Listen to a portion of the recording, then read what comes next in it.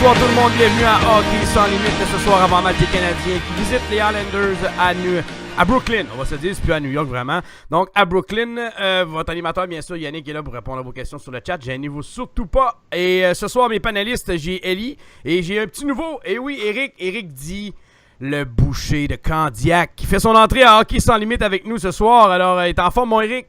Hey, ça va très bien, vous autres? Yes, sir. Toujours en forme. On n'a pas le choix, nous autres. On est toujours pédale dans le tapis. Surtout avec Ellie, t'as pas le choix.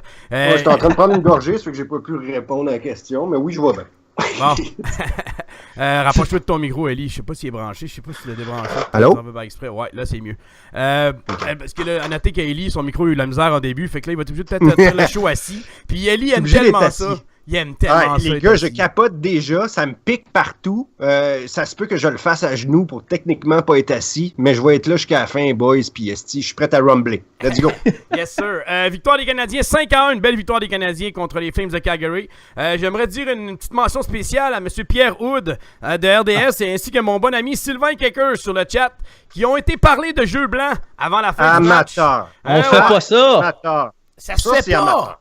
Ça se fait Loi pas. Loi non écrite, les boys. Hey, Ça, là,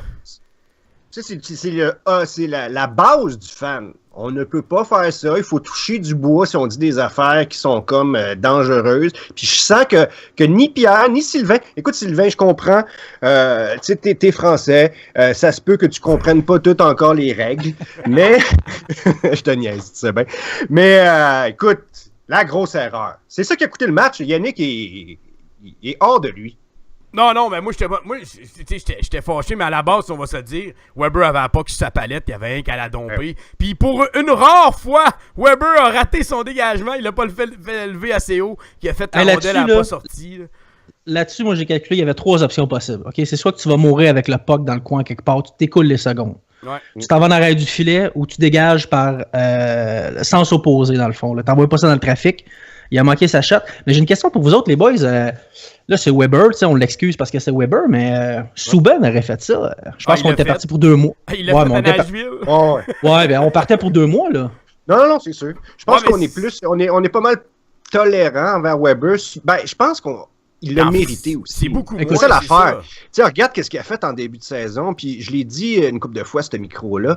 La pression que ce dude-là avait en arrivant à Montréal, genre de remplir... Tu sais, lui, il savait pas à quel point les fans allaient réagir, tu sais, à quel point les fans aimaient Subban, à quel point lui, peut-être qu'il aurait été, pas détesté, mais tu sais, il y aurait du monde qui l'aurait pris en grippe parce que c'était le remplaçant de Subban, puis c'est un peu vrai, et c'est arrivé aussi, là.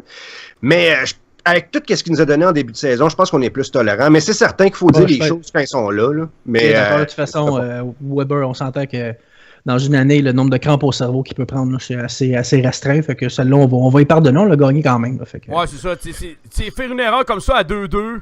Je dis pas, mais faire une erreur comme ça à 5-0. Disons que même Subban, on y aurait pardonné parce qu'on s'entend que on parle d'une statistique personnelle. Là, j'ai vu plein de monde qui ont sorti « Ah ouais, mais Price... » Y a-tu un gardien qui signe en disant « Moi, j'ai fait 15 jeux blancs, tu vas me donner 8 millions par année. » Tu sais, là, c'est comme... la statistique du jeu blanc, tant qu'à moi, là, c'est une statistique qui est secondaire pour un gardien de but. L'important, c'est la fiche des victoires à la fin. C'est tout. Ouais, exactement. Puis Price a eu la victoire, c'est ça qui comptait. Là. On va se dire, il a gaulé un solide match. Il a fait des arrêts clés en début de première période qui auraient pu virer d'un bord comme de l'autre. Globalement, le Canadien seulement a réussi 20 tirs au filet. On crée 14 revirements, ce qui est énorme, on va se le dire. Les chances des tentatives de tir au total, c'est 53 pour le Canadien, 52 pour les Flames. Bon, là, ça revient à ce qu'on avait dit dans l'avant-match. Les problèmes de gardien de but des Flames de Calgary. C'est horrible, c'est horrible.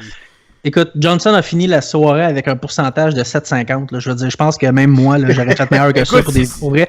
Ma prédiction était presque bonne. J'ai Plekanec Picard qui m'ont appelé pour s'excuser d'avoir scoré. C'est délancé, là. Je veux dire, Johnson, là, si t'es moyennement, là, t'as pas la tête dans le formol, là, pis t'es concentré sur la game, pis tu regardes pas la petite madame dans la 3e rangée, là, avec la poitrine plantureuse, là, je veux dire, tu fais ces saves-là, là. C'était facile. Ouais, il y en avait une coupe qui était facile. Là, cette madame-là, pareil. Hein. Tu sais, mais 750 d'efficacité, juste pour remettre en contexte, c'est le même pourcentage d'arrêt que Montoya a eu dans sa défaite de 10-0 contre les Blue Jackets de Columbus. C'est la même affaire. Il a donné 10 buts sur 40 lancés. Fait, c'est le même Mais pourcentage d'arrêt. la défensive de Calgary était atroce aussi. Je veux dire, Calgary était tout simplement pas là. Tu vois, il y a 52 tentatives de lancer. Je suis tellement surpris que tu me sortes ce stat-là. Tu sais, dans le sens, j'ai pas l'impression qu'ils ont tant été là. Puis Ben, c'est écoute, certain. Sur 20 lancés, il y en a bloqué 15. Fait qu'en partant, c'est bien ordinaire. Puis le but de Carr, justement, là, je m'excuse, la défensive là-dessus, là, est en train de danser une danse en ligne. Là. Je regardais la séquence, là, les deux sont perdus, puis ils jouent à roche-papier-ciseaux qui va y aller. Ouais. Dégueulasse. Hey, j'ai une question vas-y. profonde. Ouais, vas-y. Eli, profond, vas-y. Carr, y a-tu des dents, man? Parce que, il me semble que j'ai jamais vu de dents. C'est Rudolph, Non, c'est Radulov, son idole. Ouais, c'est ça exactement. Puis je pense qu'en plus des palettes, il y a ceux d'à côté de péter aussi. Fait qu'il n'y a rien pour l'aider, pauvre gars. Là. Non, c'est sûr que s'il fait pas la Ligue nationale, ça va être difficile de se marier. Tu sais. Ils seront pas mannequins, ça, c'est sûr et certain. Là. C'est long. Hey, les boys, avez-vous vu en Powerplay, DLC en a parlé aussi, mais je l'avais remarqué, moi. La formation en V, la formation des Mighty Ducks. Et oui, croyez-le ou non, Lekonen a avoué à un journaliste de Sportsnet que c'était vraiment Kirk Muller qui leur a demandé de faire la formation en V. Sur le deuxième but en powerplay, la première fois qu'ils ont essayé de rentrer, ça n'a pas marché. La deuxième fois, la même formation, il était vraiment un V, là, comme dans le film. Là. La deuxième fois, ça a rentré. Il y a eu une erreur d'une passe de Radulov. Puis la troisième fois, ça a amené au but de Radulov. C'était le premier but en powerplay. Ça a amené au but de Radulov. C'est la superbe passe de Beaulieu. Beaulieu qui a fait une passe à la Andrei Markov. On va se le dire. Là. Je l'ai regardé. Là, je le voyais en reprise. J'ai dit, on vient de voir Markov. Il a gardé la puck sur sa palette longtemps. Puis là, passe direct sa palette à Radulov. C'est un superbe but. Ça doit faire des beaux highlight reels. Tu sais, moi, si j'étais quelqu'un d'une autre équipe qui ne connaissait pas en profondeur mon team, les Canadiens, comme je le connais, je regarde les stats de ce kid-là, je regarde ses highlights, je sais qu'il est capable de se battre, je sais qu'il est capable de jouer 25 minutes et plus, parce qu'il joue plus que 25 minutes, ce qui est fucking inhumain. Mais là, tu vois, le dernier game, là, Beaulieu, là, 24-13. Moi, en bas de 25, je suis très à l'aise avec lui. Mais c'est bas pour lui, ces temps-ci. C'est ça qui est fou. C'est en masse pour lui, je trouve. Parce que c'est en masse pour lui. Mais moi, je trouve ça vraiment étrange qu'on le joue 24, 25, 26. Je comprends qu'on est limité dans nos choix de défenseurs. T'as 4 défenseurs qui jouent 23, 24. Le monde qui pense qu'il n'est pas en vitrine, je peux pas concevoir que vous le voyez pas. Là. Eli, qui tu veux. Non, c'est pas une question d'être en vitrine. C'est une question que le Canadien, présentement, joue beaucoup plus à 4 défenseurs. Puis présentement, c'est notre 4e défenseur. Fait que t'as pas le choix de le jouer. Exactement. Si Markov serait là, t'aurais pas ces minutes-là de Beaulieu, là. Ben, on dirait qu'ils ont enlevé des minutes au premier duo. C'est ça que je me dis, parce que veux pas. Eux autres, ils fatiguent, là, ils ont fatigué, puis je pense qu'on le voit aussi dans Weber qui fait des gaffes de même. C'est aussi la fatigue accumulée de la fucking stretch de dément qu'on vient de vivre, c'est-à-dire décembre puis janvier. Là. Ça fait que, tu sais, Beaulieu, je sais pas, je trouve juste qu'il joue beaucoup. Je trouve que ses stats sont belles, sont intéressantes. De l'extérieur, si je connaissais pas le personnage, je me dirais, shit, c'est un gars à aller chercher. Là. À en devenir surtout. Oui, mais avec le salaire en plus, d'où, t'imagines? Oui, c'est ça. C'est sa dernière année aussi à 1 million, là. Mais c'est ça. Dernière game, dans le fond, c'est en bas de 25 minutes, 4 minutes 44 sur l'avantage numérique, 2 minutes 33 sur le pen kill. Fini avec plus 1. Une soirée respectable. Là. Je pense qu'en bas de 25 minutes, moi, j'ai aucun problème avec un Beaulieu. Là. Bon, tu viens de dire quelque chose, Puché. Tu as dit que c'est sa dernière année, man. Dernière des contrats à 1 million. Je pense qu'on veut le passer là, parce qu'on voudra peut-être pas le signer. Combien qu'il va demander, surtout avec les stats qu'il y a présentement, combien qu'il va demander, combien qu'il pense qu'il vaut, si on sait tout que c'est démesuré. Là. Mais je pense que 3.5, c'est ce qu'il va vouloir aller chercher. C'est ça qu'il va avoir, j'en doute. Quoi qu'il y ait une équipe, s'il se rend jusqu'à la fin... Emeline, il n'y a pas 4? Emeline, c'est 4.1. 4.1, ouais. 16.4 pour Catherine dans le temps. C'est certain que là, Emeline a des stats puis il joue pour prouver qu'il est comme en haut de lui dans la hiérarchie, mais je pense qu'il peut très facilement se comparer à lui côté salaire. Ça fait que c'est une autre affaire qu'il va falloir dealer. Puis on en a parlé au dernier show. Parce que c'est deux défenseurs complètement différents. Au lieu il est beaucoup plus axé sur l'offensive, Emeline, c'est beaucoup plus défensif. Ouais, mais il était 4 millions comme 4. Il était 4 millions comme 4e défenseur, Emeline. Je comprends que c'est deux types différents de joueurs, mais en bout de ligne, le Beaulieu, il va-tu vouloir plus qu'être payé qu'un 4? Moi, je Je passerais parle pas de là. 4 millions, là, je parle d'un 4e défenseur. Ouais, moi, je passerais pas. Là, Non, moi non. Il est vraiment terre à terre, exactement. Moi, je pense qu'à Terre 3.5, à il y terre, aurait... Beaulieu, comment? Ouais, je sais que c'est pas deux mots qui fit dans la même phrase, là, mais en tout cas, je pense qu'à 3.5, on pourrait commencer à jaser. Ça va-tu faire avec le Canadien ou avec une autre équipe? Bon, je le sais pas. Si on est capable de le passer, moi, j'irais Parce que- pour essayer de le transiger. Là. Bergevin doit savoir les demandes. Il doit savoir informer déjà au camp de Beaulieu. On rappelle que c'est la dernière année de contrat qu'on a le droit de re-signer un joueur. Donc, il doit savoir les demandes que Beaulieu va avoir. Donc, si Beaulieu est dans les demandes de 4, 4.5, Bergevin, il se dit, non, je peux pas donner ça à un 5e défenseur parce que lui, il a peut-être l'intention de regarder Markov un an. C'est là qu'il va peut-être se dire, bon, ben là, je vais essayer de le dealer parce que ça me donne rien de le garder. Je serai pas capable de le signer. T'sais, Mais là, en même temps, moi, ce qui me fait peur là-dedans, c'est avez-vous vu la relève à la défensive chez le CH? Je veux dire, à part Yolson puis Sergachev, là, c'est pas Jojo, là. Ben, ouais, c'est déjà regarde, ça. Regarde, tu sais, il va falloir qu'on joue avec des joueurs qui ont des petits contrats pour remplacer le contrat de Beaulieu l'année prochaine. Ça fait qu'il va falloir qu'un des jeunes, puis ça va être probablement encore Patterson ou ça va être encore un de ceux-là, un plus jeune, un entre-deux qui n'est pas arrivé encore à pleine maturité pour demander un plein salaire. Mais tu sais, regarde la Ligue nationale, c'est rendu ça. Je dirais, avec le plafond, on peut juste plus se permettre d'avoir tant d'argent mis sur une défensive. Il faut prendre des chances avec des jeunes. C'est certain qu'on n'en a pas énormément, mais Learnout, là en bas, là, c'est un gros gars. Moi, je pense qu'il est capable d'être 6 dans la Ligue nationale. Peut-être pas l'année prochaine, peut-être encore un an de développement, mais je pense que pour trouver un défenseur, un 6e, à la place de Beaulieu, mettons que tu gardes Markov pour un an, mettons à 5 millions, si tu décides d'échanger Beaulieu, je pense qu'un partenaire pour Patterson, ça se trouve quelque part dans le national, pas trop cher. Tu vas trouver un à 1 million quelque part, 1.5, maximum 2 millions La seule affaire pour dans pouvoir cette faire la job. La seule affaire dans cette équation-là, c'est que pourquoi je pointe Beaulieu, c'est pas parce que je l'ai, vous le savez, au début de la saison, je l'ai défendu bec et ongle jusqu'à temps qu'il fasse trop de conneries puis que je sois tanné. Mais c'est sa valeur. C'est parce qu'il faut échanger des trucs qui ont de la valeur. Puis lui, il est surévalué pour l'instant. Dans le sens, il vaut plus que qu'est-ce qu'il vaut. C'est bad à dire. Ça fait que, tu sais, pour avoir quelque chose, il faut donner quelque chose. C'est pour ça que tu essaies de le rentrer dans le paquet, tu sais. Parce que de un, on le signera pas l'année prochaine, ou on veut pas le signer l'année prochaine. On connaît son attitude, on a pas mal lancé la serviette avec lui. C'est une pierre deux coups. C'est une belle valeur. Puis, en tout cas, je sais que ça nous fait un asti de trou, puis que c'est pas le moment là, d'échanger un défenseur. Mais c'est qui qu'on peut donner si c'est pas ça, tu sais? Qui a de la valeur dans ce club-là? Ben, ouais, c'est un beau blanc de radio. Ben, parlant de valeur, on va revenir aujourd'hui. J'aurais dû préparer cette question-là. Ouais, avec un Markov vieillissant, là, je trouve qu'il a commencé à vouloir transiger un défenseur avec la relève qui est, moi, à mon avis, so-so chez le CH. C'était un pas assez bien. Mais parlant de valeur, là, on va revenir sur un trade aujourd'hui. Demain, je vais appeler les gars de 91.9 parce qu'il faut que je leur parle.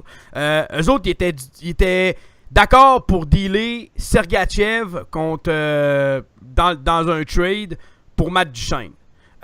Moi non, je dis non, puis je dis non. Un non catégorique, puis je vais laisser le boucher vous dire des statistiques qu'il y a des deux, parce que sérieusement, moi quand c'est Mike qui m'a écrit, il dit appelle donc, mais je pouvais pas appeler après-midi, je vais les appeler demain. Tu donnes pas Sergachev, non, pas avec tu viens juste de parler de la relève en défensive, ben c'est justement.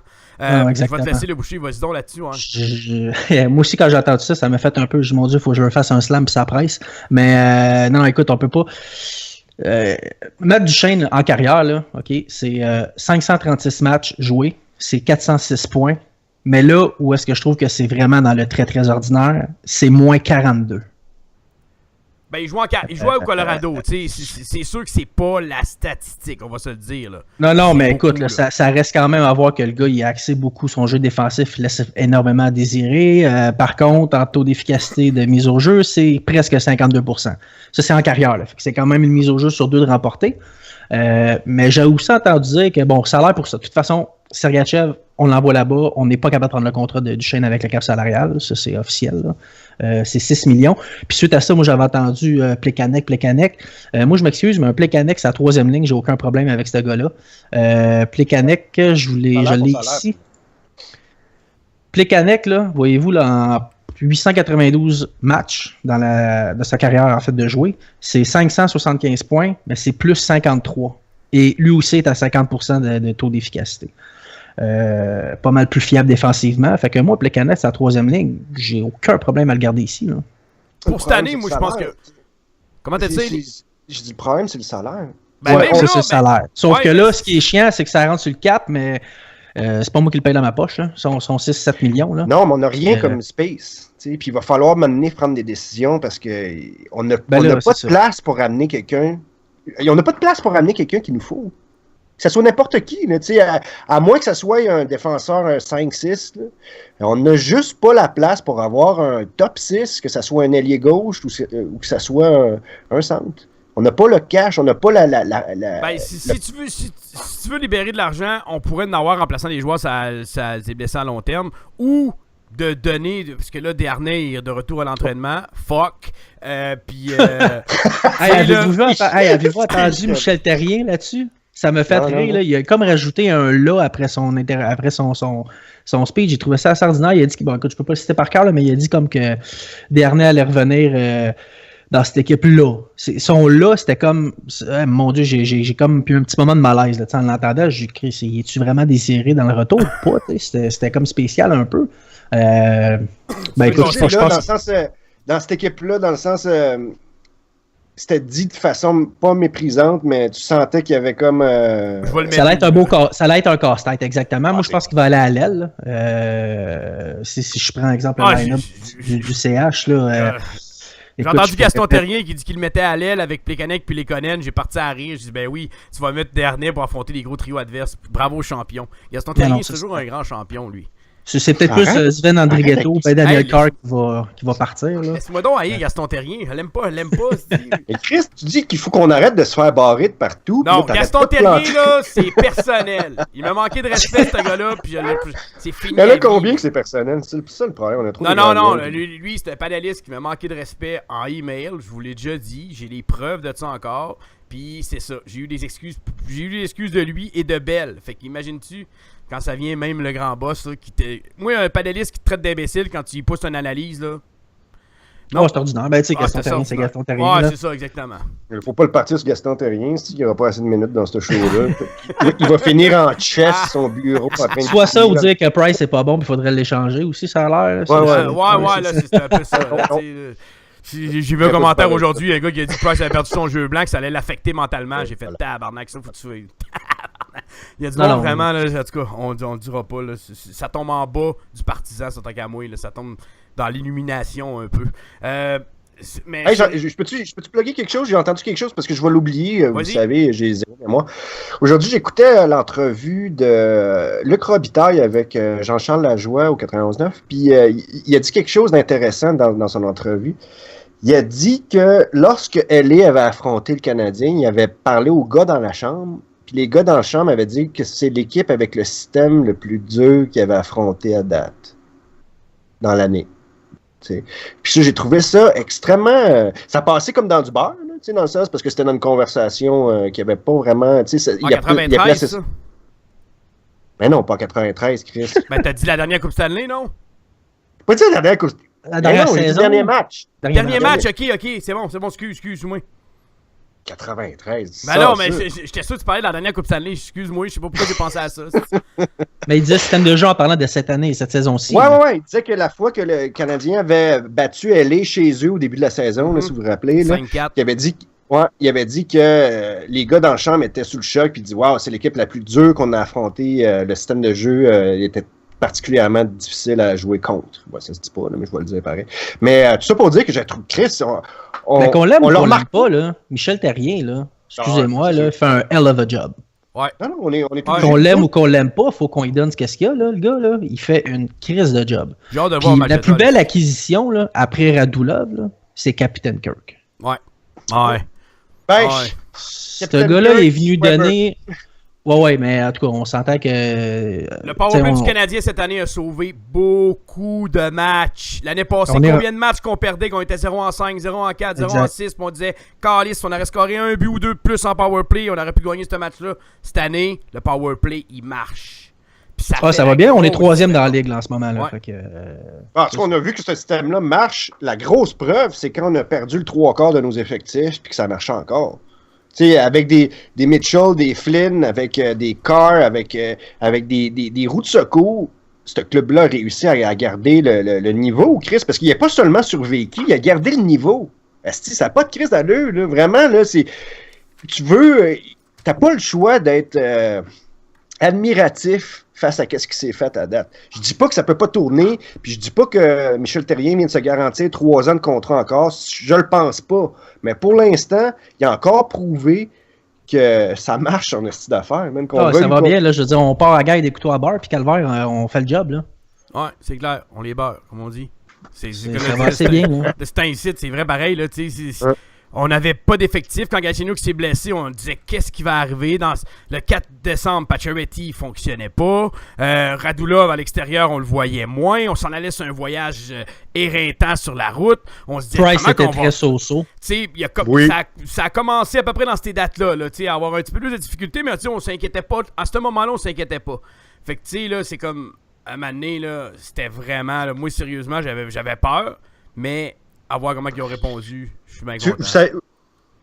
À quel point ce team-là performe, là, qu'on parle même pas du fait que Markov est pas là encore, puis que c'est alarmant. On parle même pas là, du fait que Galchenyuk s'est reblessé, que Gallagher joue pas de palette.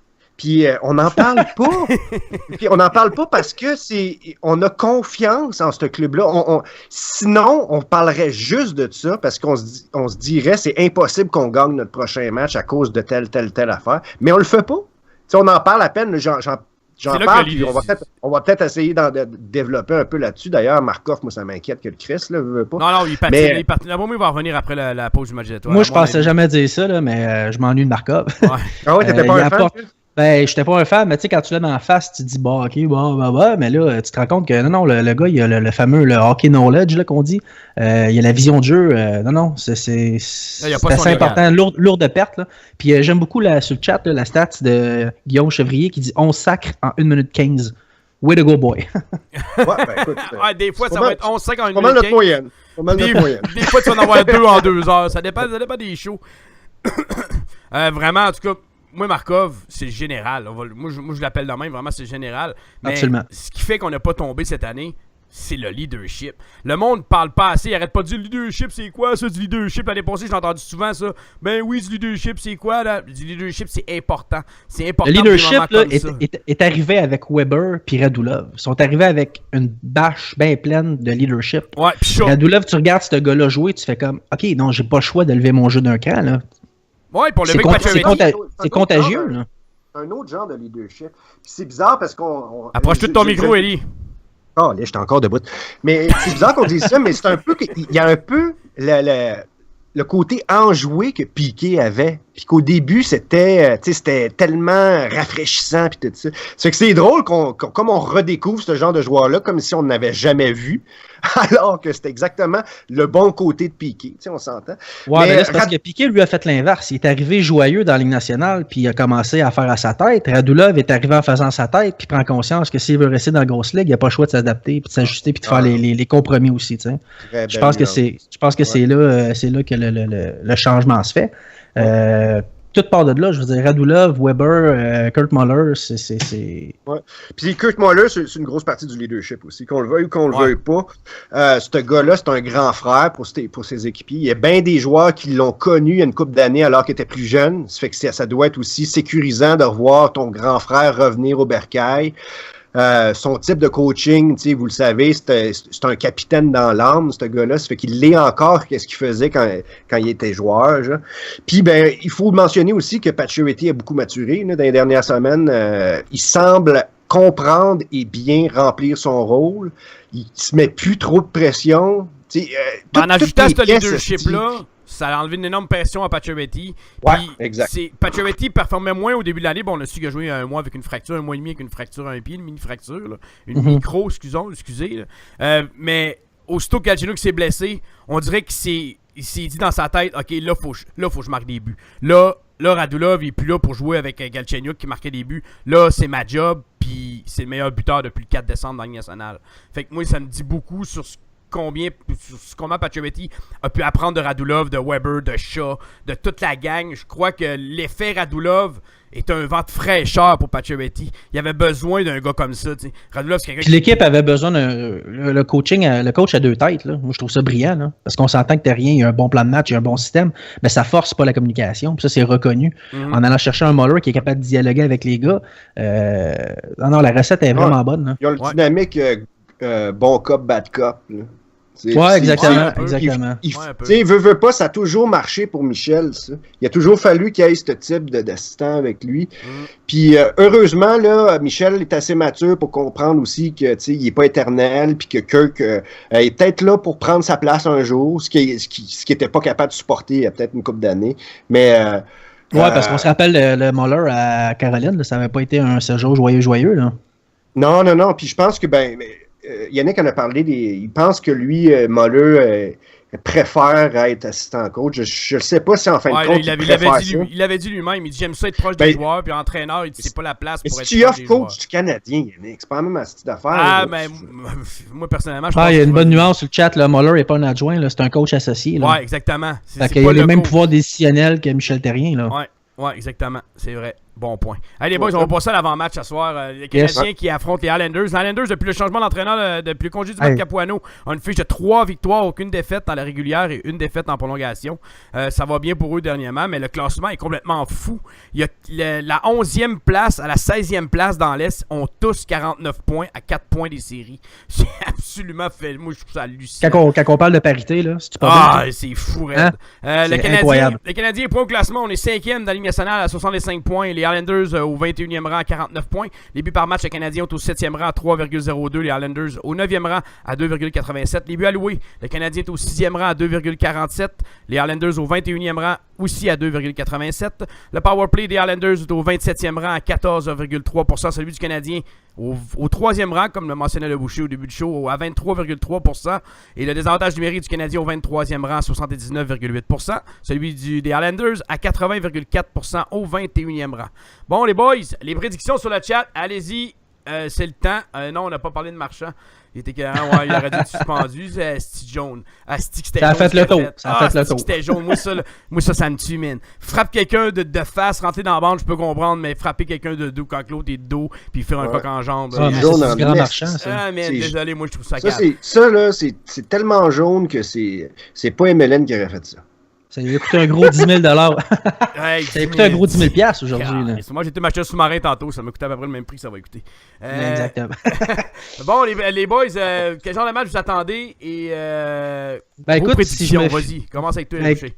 Écoute, prédiction, ça va être quand même un match qui pourrait être serré parce que si je regarde là, la fiche d'Islanders à domicile, sont quand même 14-8-5. Dernier match mardi, on gagné contre le Blue Jackets, qui est quand même une force dans la Ligue cette année. Là. C'est aussi étrange que ça peut se paraître. Là. Fait que je m'attends à quelque chose de serré. Moi, je dirais un 3-2 Montréal. Oh, 3-2 Montréal. All right. On va marquer ça. Élie? On vient de le perdre. Ah, c'est muté, puis il a oublié de peser ce piton de démute. Il est où? Bon, écoute, regarde, on va continuer d'abord, là, puis... ouais, c'est ça. Il va nous rejoindre... Il va nous rejoindre, mais c'est étant donné sa prédiction, là, à moins qu'il ait ouais, exactement. Il est tombé sans connaissance. C'est ça que je me dis, là. Bon, écoute, les prédictions sur le chat. J'ai pas fini de les marquer, là. Je vais y aller vite fait de même, là. Je vais donner ceux-là que le chat a donné, parce que là, nous autres, il nous reste 5-2 minutes au show. Fait que les prédictions sur le chat, j'ai Sylvain Caqueur 3-2 Montréal. Guillaume, il dit 3-1 Montréal et que Boston allait gagner 4-2 à Boston. Ensuite, j'ai Xavier qui présente une victoire de 5-2 du Canadien. J'ai Pops 4-2 Montréal, Flames fan. Notre ami Steve 2-1 Islanders. Lui, il doit avoir encore la défaite des Flames quand il était au Centre Bell mardi sur le cœur. Benoît, une victoire de 3-0 du Canadien. Et Guy Langevin qui présente une victoire de 3-2 de Montréal en prolongation. Pierre-Luc qui présente une victoire de 3-1 Montréal et une game plate. Oh boy. Ellie, tu ratais de quoi? Ouais, t'as raté de quoi? Je t'en ai à la prédiction. Bon, on attendait. Non, en fait, mon Skype a gelé. Ça fait que je suis bien content d'être encore là parce que mon ordi était complètement figé. J'étais pas capable de me démuter. Bon, ça fait que, écoute, moi, qu'est-ce que je pense de ce match-là? Je pense qu'on doit battre cette équipe-là. pourquoi pas? Il faut le faire. Après ça, on a un gros congé. On va pouvoir comme s'asseoir sur cette victoire-là, être heureux. Nous autres, on va être contents. Les joueurs vont être contents. Tout le monde va être content. Ça fait que, pourquoi vous faites pas ça, c'ti? Ça fait que bon. Ma prédiction canadien, 3-1. Ah, ok, quand même. Oh. Hey, vite, le top 3 des francs pointeurs de chaque équipe pour les Islanders. On a Tavares à 38 points, Bailey à 31 et Nick Lady, le défenseur, à 25. Côté du CH, Pacioretty, 39 points, Radulov, 37 et Shea Weber, 30 points. Il y a Guy qui fait dire, Ellie, change ton Mac 2001, s'il vous plaît. J'ai Mike qui a rajouté 3-2 Montréal avec Pacioretty 2 buts. Donc, c'est tout pour nous ce soir. Merci beaucoup, le Boucheux. C'était un excellent Hey, merci à Hockey Sans Limite pour l'opportunité. C'est très apprécié. Alright, on sent qu'on va avoir du fun. Yes, sir. Yes, sir. Merci beaucoup, Ellie. Ben écoute, ça fait plaisant d'être là la plupart du temps. Hey, quel mot de la fin. Donc, c'est tout pour nous ce soir. Merci beaucoup tout le monde d'avoir été là. Vous avez écouté Hockey Sans Limite. On vous souhaite un excellent match canadien Islanders qui débute à l'instant même. Alors, vous pouvez nous suivre sur Twitter, le @commercial HockeySL, notre page Facebook, bien sûr, notre site web, le hockeysanslimite.ca. Allez voir nos articles, nos archives de nos shows. Tout est là. Donc, on vous remercie. On vous souhaite un excellent match. Le 3 février, je serai en direct du show de Guns et Larac de 1h à 3h avec un slam contre George. Ça va être débile. Alright, j'ai entendu le boucher. Alright, on se revoit dimanche pour l'hebdomadaire d'Hockey Sans Limite, la soirée du match des étoiles. On vous souhaite un excellent match. À dimanche tout le monde.